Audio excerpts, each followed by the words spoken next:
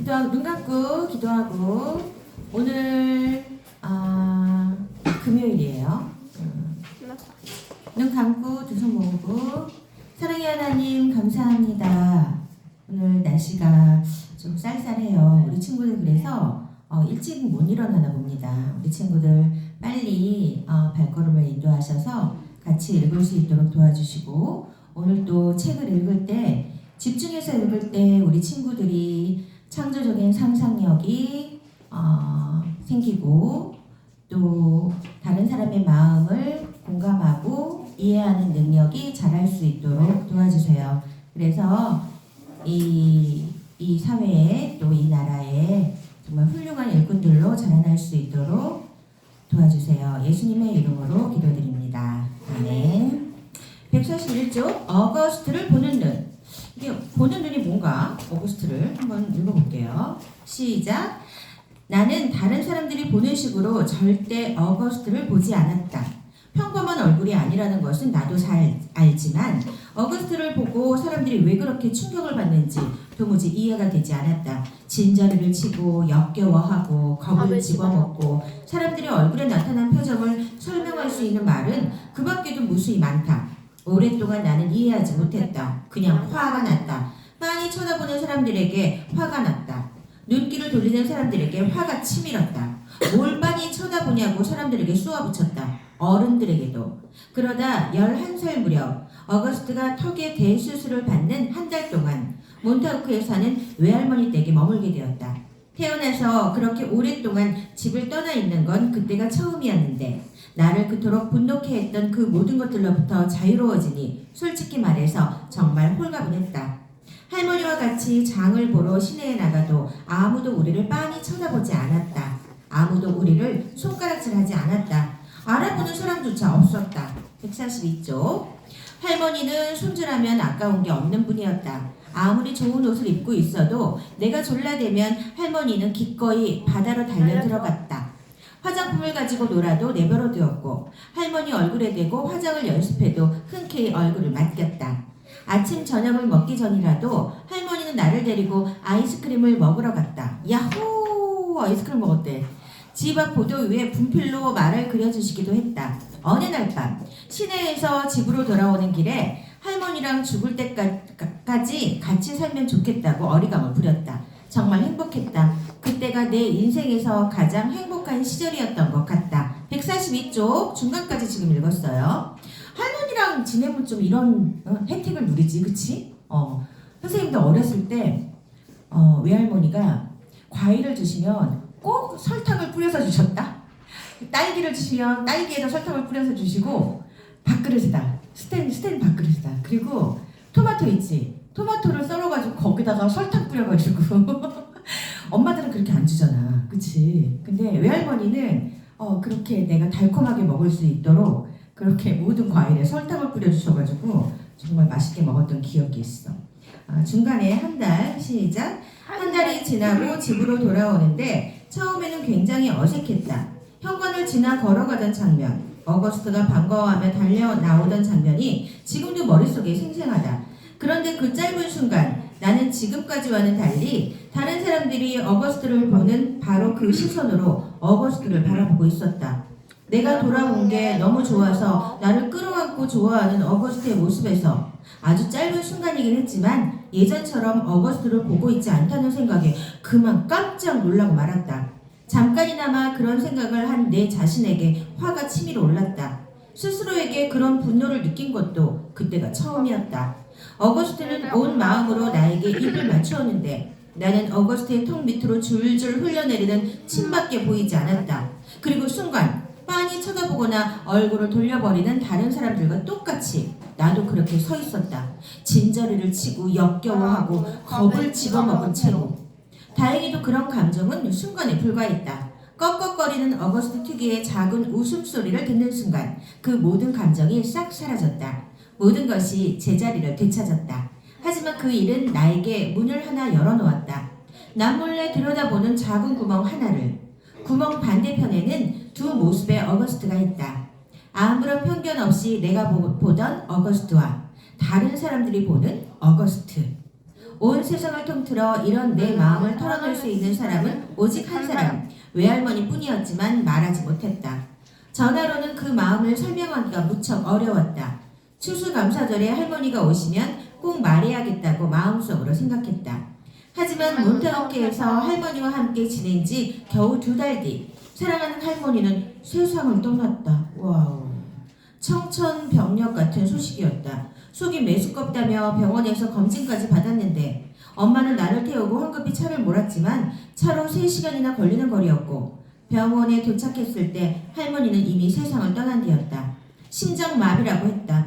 그렇게 황망하게 할머니는 우리 곁을 떠났다. 어제까지만 해도 분명히 세상에 있었는데 오늘은 없다니 너무도 이상했다. 할머니는 어디로 가셨을까? 다시 할머니를 만날 날이 올까? 그건 그냥 동화 속 얘기일 뿐일까? 144쪽. 영화나 드라마에서 보면 병원에서 나쁜 소식을 접하는 장면이 자주 나오지만 우리 식구들은 어거스트를 데리고 그렇게 병원을 많이 다녔어도 항상 좋은 결과만 접했다. 할머니가 돌아가신 그날 무엇보다 엄마의 모습이 가장 기억에 많이 남는다. 엄마는 바닥에 털썩 주저앉아 한 대 얻어맞기라도 한 사람처럼 배를 부여잡고 온몸을 들썩이며 한없이 흐느꼈다. 그런 엄마의 모습은 난생 처음이었다. 엄마가 그런 소리를 내는 것도 처음 들었다. 어거스트와 함께 그 모든 수술을 겪으면서도 엄마는 늘 꿋꿋했다. 몬테오크에서 보낸 마지막 날, 할머니와 나는 바닷가에서 해가 지는 광경을 지켜보았다. 처음에는 가져온 담요를 바닥에 깔고 앉았다가 점점 바람이 쌀쌀해져서 나중에는 둘이서 꼭 부둥켜 안고 담요를 어깨에 두른 채 바다 위로 태양이 한 줄기 은빛 광선으로 남을 때까지 도란도란 이야기를 나누었다. 그때 할머니는 나에게 한 가지 비밀을 털어놓았다. 나를 이 세상 그 누구보다 사랑한다는. 나는 이렇게 물었다. 어거스트보다 더요? 할머니는 빙그레 웃고는 뭐라고 말할까 곰곰이 생각하는 듯이 내 머리를 부드럽게 쓰다듬어 주었다. 할머니는 어기를 아주 많이 사랑한단다. 하지만 어기한테는 이미 지켜주는 천사들이 많잖니. 그러니까 내가 널 지켜주고 있다는 사실을 꼭 알아주었으면 좋겠구나. 알겠지? 사랑한다 비야. 너는 내 착한 손녀야. 그리고 이것도 알아주었으면 좋겠구나. 넌 나의. 할머니는 바다를 내다보며 양손을 쭉 폈다. 마치 손으로 구불구불한 파도를 쫙 펴라는 것처럼. 넌 나의 모든 것이란다. 내 말 알겠지 비야? 와우. 나는 할머니의 말을 이해했다. 할머니가 왜 비밀이라고 했는지도 잘 알았다. 할머니들은 원래 특별히 누구를 편애하면 안 되는 법이다. 그건 누구나 안다. 하지만 할머니가 돌아가신 뒤 나는 그 비밀에 의지했고 그 비밀을 담요처럼 내 몸에 두르고 살았다. 와, 할머니 생각하면은 이렇게 담요처럼 따뜻한 마음이 들 거야. 그치, 비아는? 146조. 엿보기 구멍으로 본 어거스트. 시작. 어거스트의 눈은 원래 있어야 할 자리보다도 2.5cm가량 밑으로 처져서 거의 볼 중간쯤에 내려와 있다. 더구나 심하게 아래로 기울어져서 마치 누군가가 얼굴에 대각선으로 가느다랗게 줄을 그어놓은 것처럼 생긴 데다 왼쪽 눈은 오른쪽 눈보다 눈에 띄게 밑으로 처져 있다. 또 눈꼬명이 얕아서 눈을 잘 받쳐주지 못하기 때문에 두 눈이 바깥쪽으로 툭 붉어져 있다. 위쪽 눈꺼풀은 당장이라도 잠이 들 것처럼 늘 반쯤 감겨 있다. 아래쪽 눈꺼풀은 너무 많이 처져서 투명실이 눈꺼풀을 아래로 잡아당기고 있는 것처럼 보일 정도다. 그래서 마치 눈이 반쯤 뒤집힌 것처럼 눈 안쪽에 붉은 살까지 다 보인다. 어거스트는 눈썹이나 속눈썹이 없다. 코는 얼굴에 비해 어울리지 않게 크고 살이 많다. 머리는 원래 귀가 있어야 할 부분이 안으로 잡혀서 팬츠로 얼굴의 중간 부분을 찌그러뜨려 놓은 것 같다. 어거스트는 광대뼈도 없다. 코에서 입을 따라 양쪽으로 주름이 깊게 패여 있어서 밀랍 같은 느낌을 준다. 가끔 화상을 입은 게 아닌가 의심하는 사람들도 있는데 양초를 따라 흘러내리는 촛농처럼 얼굴이 녹아내리는 듯이 보이는 것도 사실이다. 구개열을 고치려고 서너 번 수술을 한 탓에 입가에 흉터가 몇 개 남았는데 윗입술 중앙에서 코까지 이어지는 움푹 팬 날카로운 자국이 가장 눈에 띈다. 윗니는 작고 바깥쪽으로 비스듬히 벌어져 있다. 위턱이 심하게 앞으로 튀어나와서 앞니가 돌출되어 있고 턱뼈는 굉장히 작다. 어거스트는 턱이 아주 작다. 아주 어렸을 때 엉덩이뼈 일부를 아래턱에 이식하는 수술을 받기 전까지는 아예 턱이 없었다. 그때는 혀를 받쳐주는 게 아무것도 없어서 혀가 그냥 입 밖에 매달려 있었다. 감사하게도 지금은 많이 나아졌다. 최소한 먹을 수는 있다. 어렸을 때는 몸에 삽입한 관을 통해서 음식을 섭취했다. 그리고 말도 할 수 있다. 서너 해가 걸리긴 했지만 혀를 입 밖으로 내밀지 않는 법도 배웠다.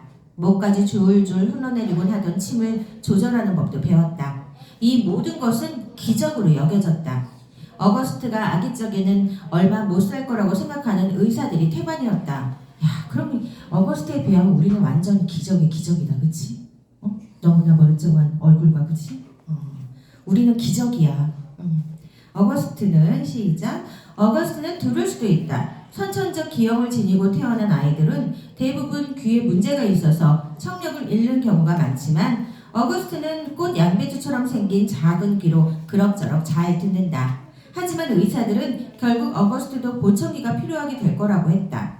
어거스트는 보청기를 끔찍하게 싫어한다. 보청기를 끼면 눈에 확 띌 거라며 어거스트가 지닌 숱한 문제들에 비하면 보청기는 쇠발의 피다. 물론 직접 그런 말을 한 적은 없다. 본인이 더 잘 알 테니까.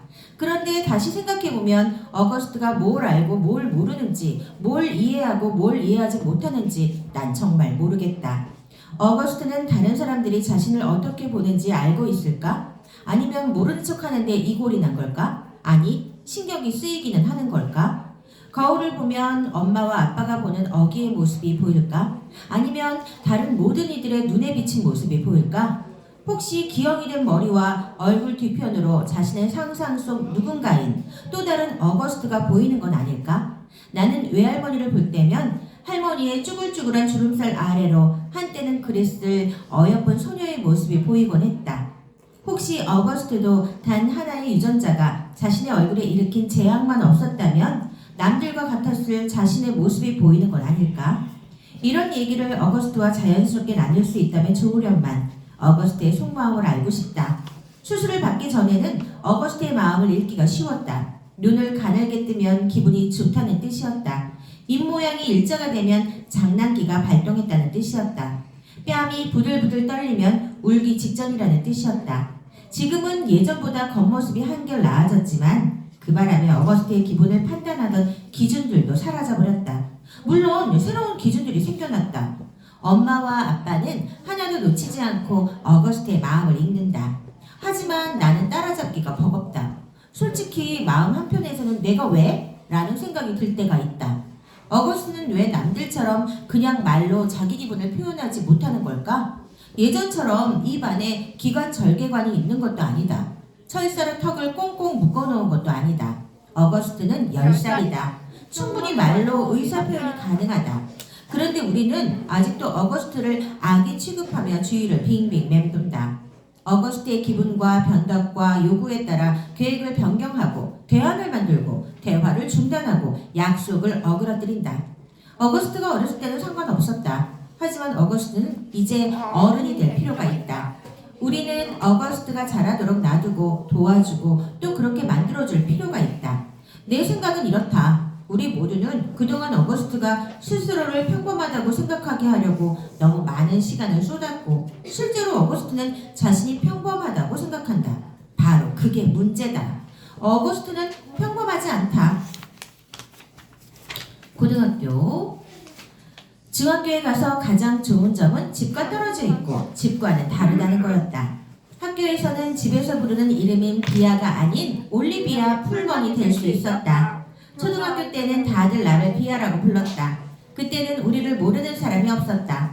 학교가 끝나면 늘 엄마가 나를 데리러 왔는데 어거스트도 유모차를 타고 따라왔다. 어기를 봐줄 만한 사람이 많지 않아서 엄마와 아빠는 학예회, 연주회, 경연대회는 물론 자선 빵 판매 행사나 도서전과 같은 온갖 학교 행사에 어기를 꼭 데리고 왔다. 친구들은 어기를 알았다. 친구 부모들도 어기를 알았다. 선생님들도 어기를 알았다. 수희 아저씨도 어기를 알았다. 안녕, 잘 지내니 어기? 하고 수희 아저씨는 늘 반갑게 인사를 건네며 하이파이브를 나누었다. 어거스트는 우리 학교의 터줏대감이나 마찬가지였다. 하지만 중학교에서는 사정이 달랐다. 얘 친구들이야 당연히 알았지만 새로 사귄 친구들은 어거스트를 몰랐다. 아니, 안다고 해도 1순위는 아니었다. 두 번째나 세 번째쯤. 올비야? 맞아, 걔 착하더라. 그런데 동생이 기영이라며? 나는 항상 그 단어가 싫었지만 사람들이 어기를 그렇게 설명한다는 걸 잘 알고 있었다. 그리고 그런 종류의 대화가 내 뒤에서 틈만 나면 오고 간다는 사실도. 파티에서 내가 잠깐 자리를 비웠을 때 혹은 피자 가게에서 우연히 친구들과 만났을 때 그런 건 괜찮다. 나는 앞으로도 쭉 선천적 기형을 지닌 아이의 누나로 살 테니까. 그건 문제가 아니다. 단지 모두에게 항상 그런 식으로 규정되고 싶지 않을 뿐이다. 고등학교에 올라와서 제일 좋은 점은 나에 대해 아는 사람이 아주 드물다는 거다. 물론 미란다와 엘라는 예외다. 하지만 그 둘은 그런 말을 떠들고 다녀서는 안 된다는 것쯤은 아는 애들이다. 미란다와 엘라와 나는 초등학교 1학년 때부터 알고 지내는 중마고우다. 우리 셋은 서로 이러쿵저러쿵 설명할 필요가 없어서 좋다. 내가 비아 말고 올리비아라고 불러줬으면 좋겠다고 결정하자 두 사람은 아무런 설명도 요구도 하지 않고 흔쾌히 받아들였다. 두 사람은 어거스트가 아기였을 때부터 친하게 지냈다. 어렸을 때 우리는 어기에게 옷을 입히며 노는 게 취미였다. 우리 셋은 여자용 깃털 목도리와 커다란 모자, 그리고 우리가 즐겨보던 시트콤의 주인공인 한나 몬타나 가발로 어기를 잔뜩 꾸며주곤 했다. 어기도 그 놀이를 좋아했고 우리는 어기가 그 나름대로 아주 귀엽다고 여겼다. 엘라는 어기를 보면 E.T.가 생각난다고 했다. 너네 E.T. 알아? 봤어? 외계인 쭈글쭈글한 거?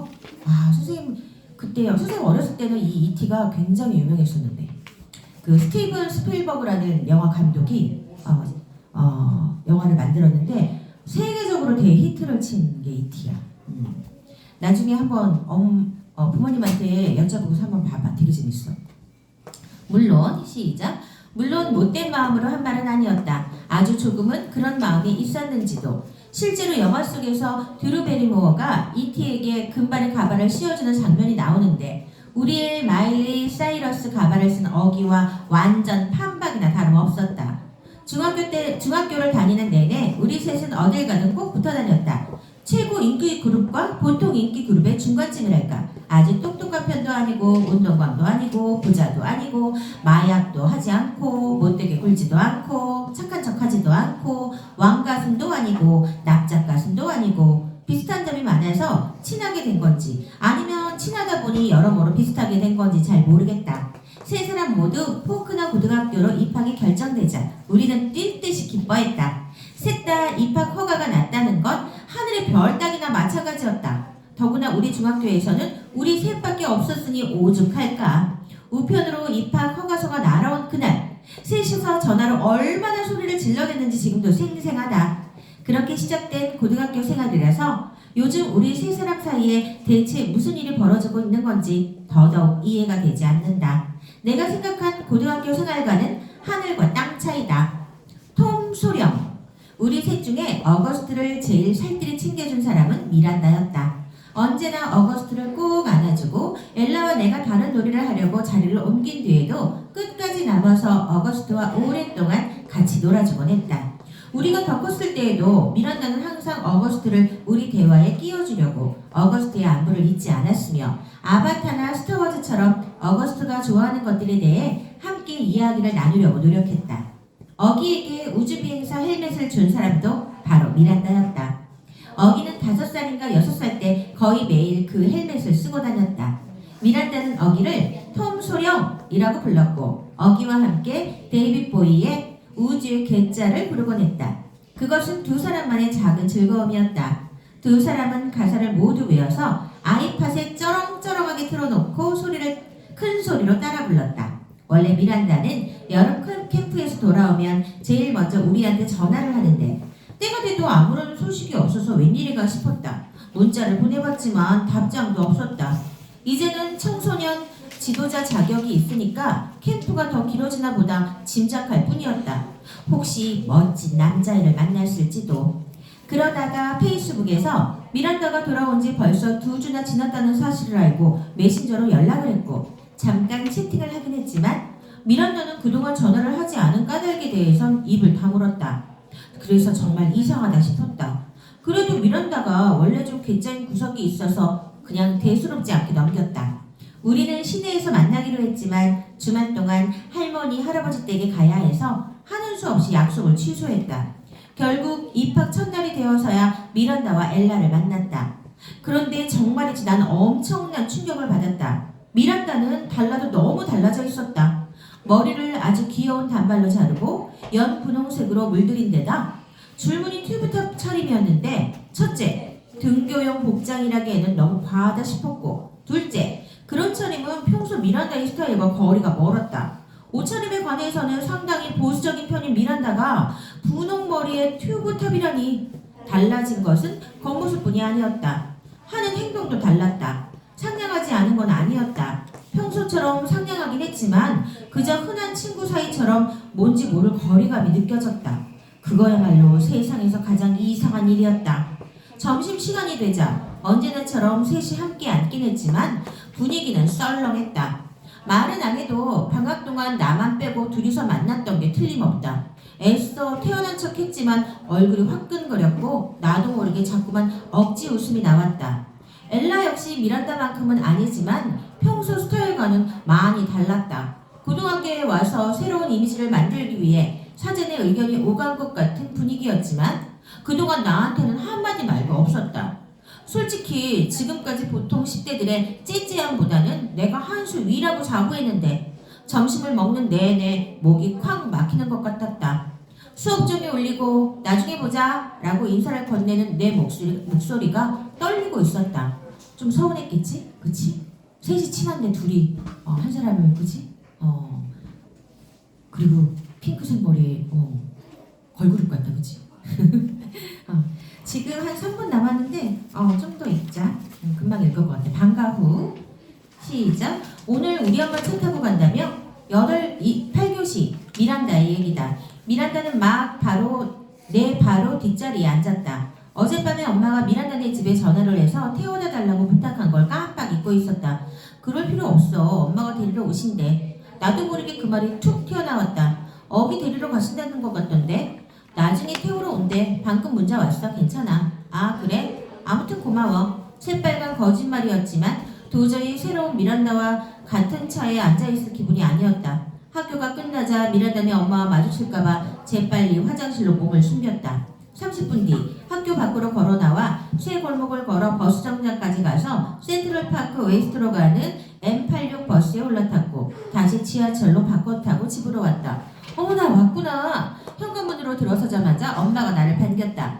첫날인데 어땠어? 지금쯤 어디에 있을까 막 궁금해하던 참이었는데 피자 먹으러 갔었어. 거짓말이 어찌나 술술 나오던지 말해놓고 깜짝 놀랐다. 미란다는 같이 안 왔어? 엄마는 미란다가 보이지 않자 놀란 눈치였다. 곧바로 집으로 갔어. 숙제가 많거든. 첫날부터? 응, 첫날부터. 내가 느닷없이 큰 소리로 대꾸하자 엄마는 화들짝 놀랐다. 하지만 엄마가 또 무어라 말을 꺼내기 전에 내가 선수를 쳤다. 학교는 좋았어. 정말 크더라. 애들도 좋은 것 같아. 엄마가 궁금할 만한 건 미리 다 말해줘서 괜히 이것저것 물어볼 필요가 없게 만들 요량이었다. 어기는 뭐래? 엄마는 잠시 멈칫했다. 방금 전 내가 엄마한테 딱딱거릴 때부터 치뜬 눈 그대로였다. 괜찮았어. 숨을 돌리기라도 하는 듯이 엄마가 천천히 대꾸했다. 괜찮더니 무슨 뜻이야? 좋았다는 거야? 나빴다는 거야? 좋았대. 그런데 왜 엄마는 좋지 않다고 생각하는 건데? 좋지 않다고는 안 했어. 세상에. 비야. 너 왜 그러니? 아무것도 아니야. 그냥 안 물어보는 걸로 해. 이렇게 말하고 집사기 어기의 방으로 들어가 쾅! 하고 문을 닫아버렸다. 어거스트는 게임에 빠져서 고개를 들지 않았다. 비디오 게임만 하던 어거스트가 좀비처럼 되는 게 정말 싫었다. 학교는 어땠어? 어거스트 옆에 앉으려고 데이지를 옆으로 쓱 밀면서 내가 물었다. 좋았어. 여전히 눈은 화면에서 떨어질 줄 몰랐다. 어기, 너한테 말하고 있잖아. 어거스트가 손에서 게임기를 휙 잡아당겼다. 누나! 어거스트가 화를 내며 외쳤다. 학교는 어땠냐고! 좋았다고 했잖아! 어거스트가 내 손에서 도로 게임기를 확 잡아채며 맞받아 쳤다. 다들 잘해줬어? 그래! 못되게 군 사람은 없고? 어거스트가 게임기를 탁 내려놓더니 세상에서 가장 멍청한 질문이라는 얼굴로 나를 올려다보았다. 사람들이 왜 못되게 굴어야 하는데? 어거스트가 그렇게 빈정대는 투로 말하는 걸 태어나서 처음 들었다. 어거스트에게는 아예 그런 마음이 없는 줄만 알았다. 어거스트는 이제 사춘인가 봐. 그치? 오늘은 여기까지 월요일 날 봅시다.